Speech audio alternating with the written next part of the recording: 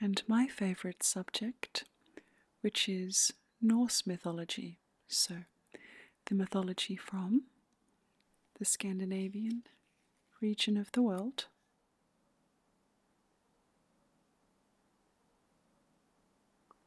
All of Northern Europe, Central Europe, and Eastern Europe are encompassed in this map.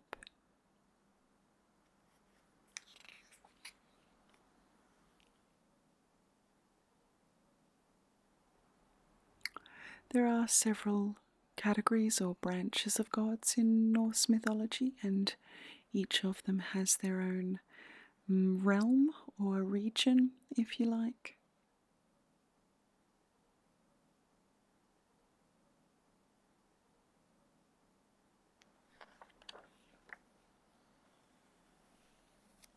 Beowulf, famously,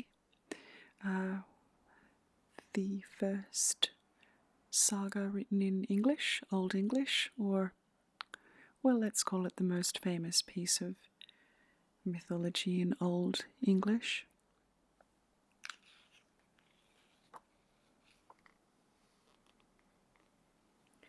If you've seen the Rainbow Bridge in Thor, any of the Thor movies, or indeed I referenced it in one of my videos, I wrote a story.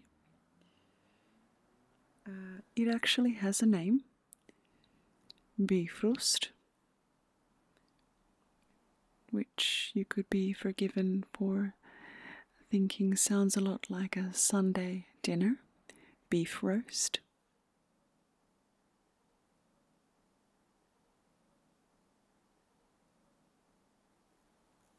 This beautiful creature here is displaying the Brisingamen,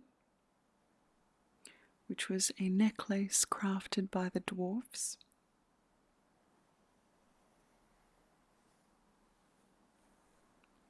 Brunhild. This was the Valkyrie who defied Odin, which was one of the major gods of Norse mythology. If you're at all familiar with opera, you'll know there's a very famous tradition of the Brunhilde in operas. Here's a special on nature spirits. It says, the dramatic landscape of Scandinavia with its electric skies, icy wastes, and seething springs. So of course this gave rise in their imagination to ice giants.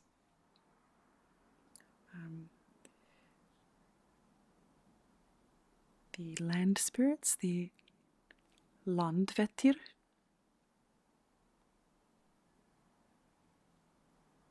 and elves.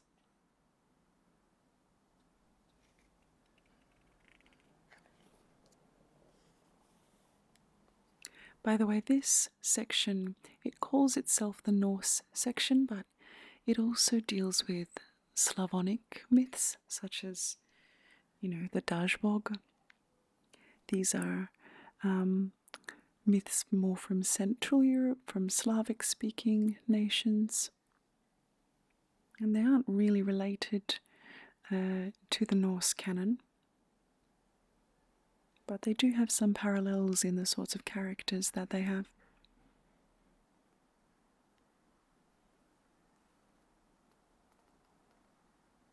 Fenrir, the devouring wolf. Forgive me if I'm wrong, but I think there is a wolf in the Harry Potter series called Fenrir Greyback.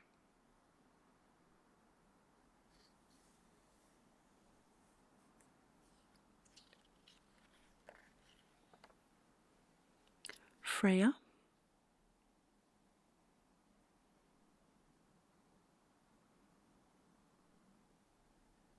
She was an important fertility goddess and daughter of the sea god Njord.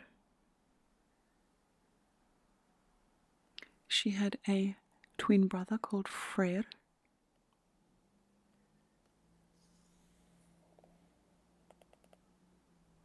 Sometimes people say there was a triad of gods in Norse mythology composed of Odin, Thor, and Freya, but this seems to be a mistaken belief. It was probably not Freya the goddess, it was probably Freyr, her brother.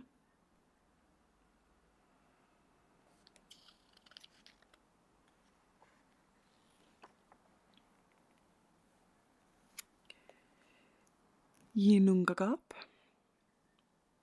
This is the, well, it's quite an existentially dreadful idea. It's the yawning gap, the waste, the universe of nothing that lay between the realms.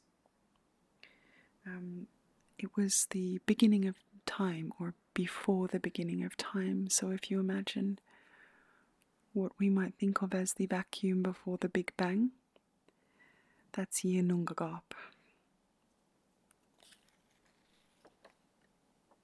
Grendel, also from Beowulf. Heimdall, one of my favourite figures. He was the guard at Bifrost.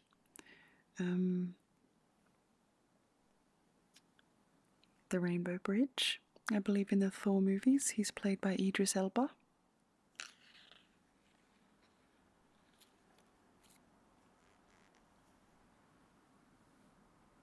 Here is a special on treasures and talismans.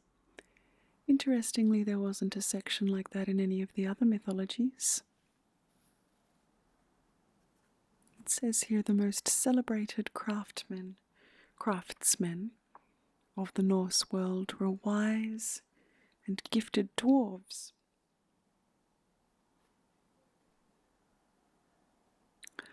So you can see some parallels there in Tolkien's writings. Tolkien, of course, drew heavily from both Norse and Celtic mythology when he was writing his Lord of the Rings and Middle-earth sagas.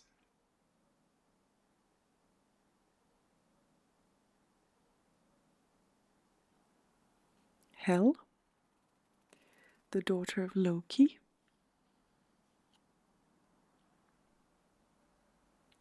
This is where we get our word hell for our underworld, rather than, say, Hades.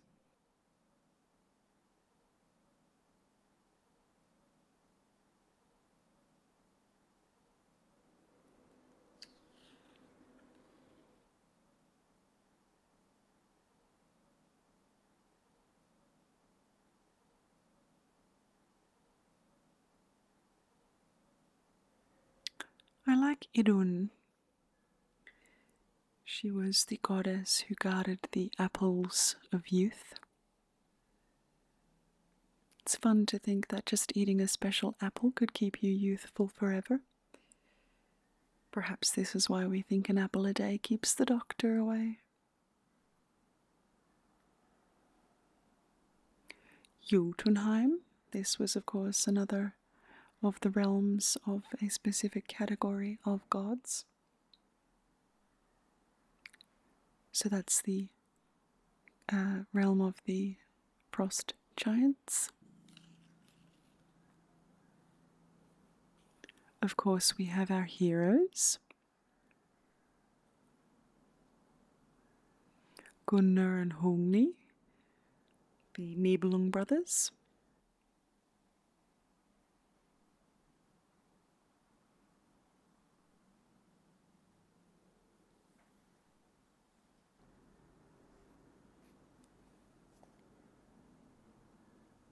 Sigmund and Sigurd.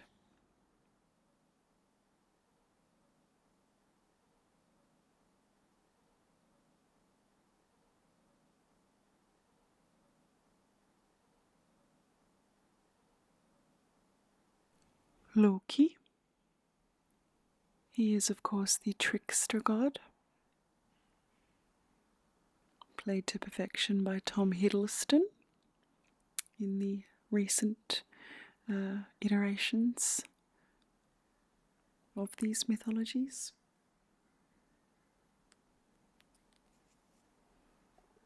Tom Hiddleston, if you're listening, please marry me.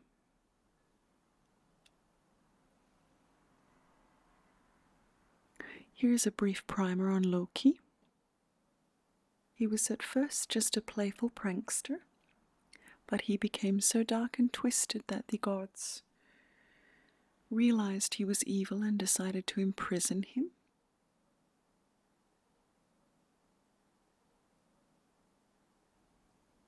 He was eventually bound to a rock, which is depicted here.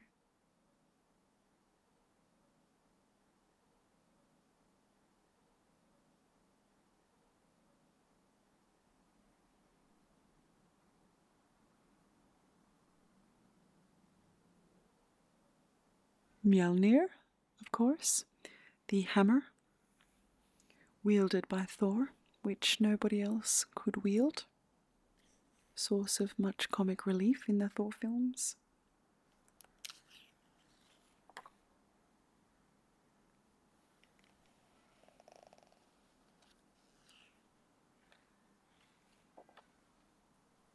The Valkyries.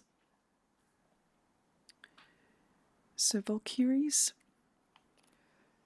were originally sinister spirits,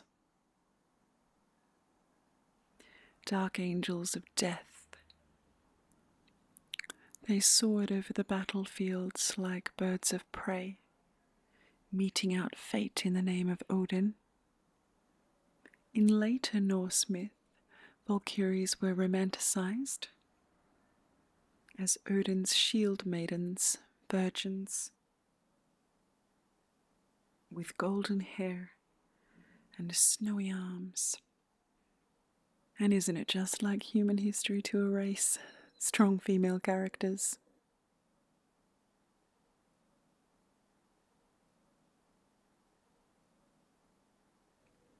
Odin gets a double page spread to himself.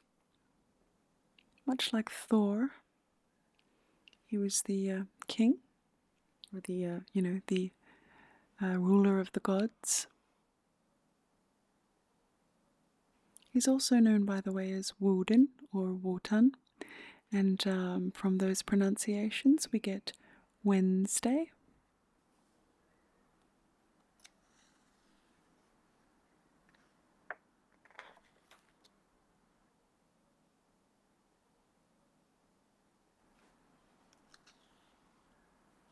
Perunnu is the Slavic version of Thor, god of thunder.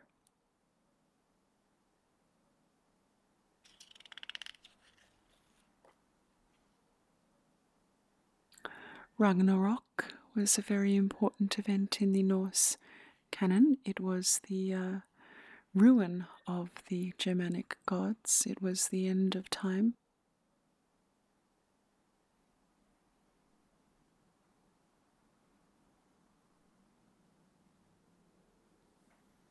Sorcery and spells, of course.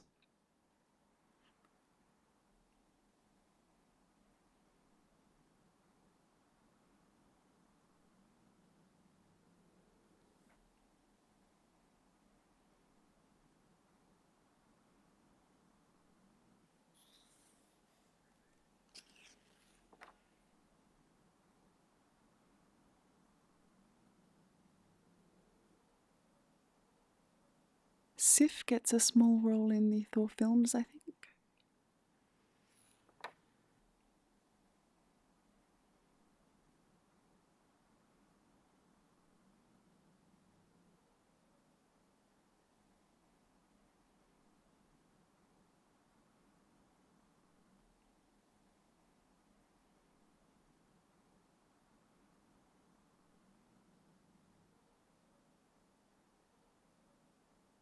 I quite like Sleipnir, the 8-legged horse ridden by Odin. Why he needed a horse with 8 legs is unclear. There he is. Svantevit was the war god of the Slavic people.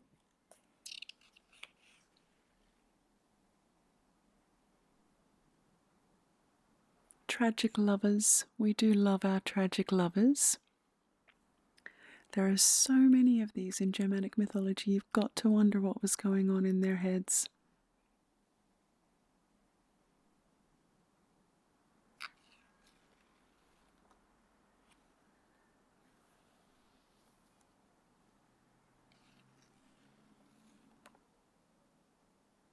Thor also gets a double-page spread, but you know all about him. Oh, he gets 4 pages. Ah, rings of power. Is anyone suddenly thinking of Tolkien?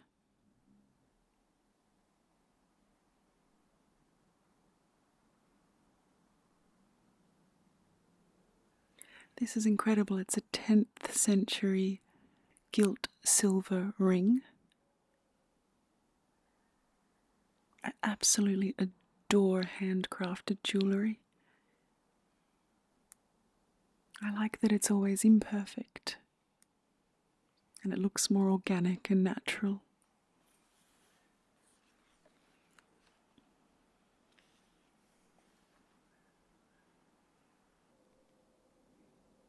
Here we have Tyr, the son of Odin, and I think he is our namesake of Tuesday.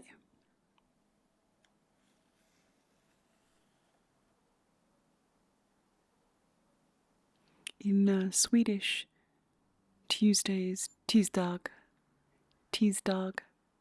so I suspect it's named after Tyr. Utgard, this is another one of those realms of certain types of gods.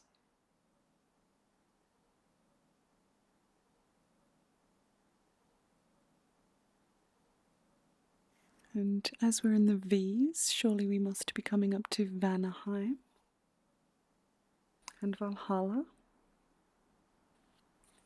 Valhalla is the, I suppose, heaven of Norse mythology, but not everybody could go to heaven, only warriors who had died in battle, and at that only men. So even if a woman died in battle, she couldn't go to Valhalla.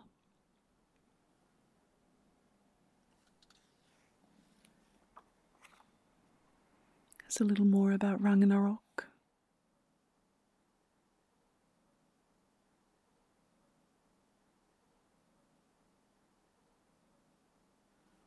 There's a whole page here on the Vanir, which is one of the types of gods.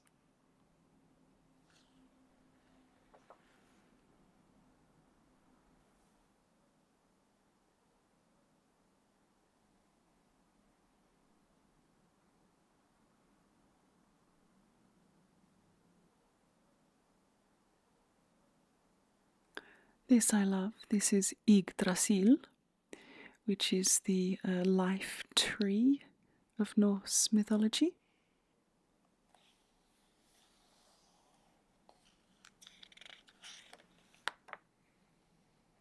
And that's it.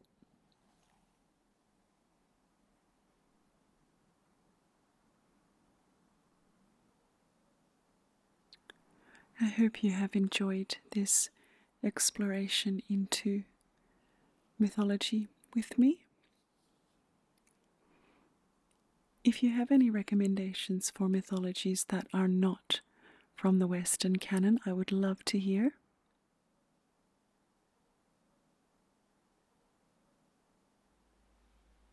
Thank you so much for being with me today, and I'll see you very soon.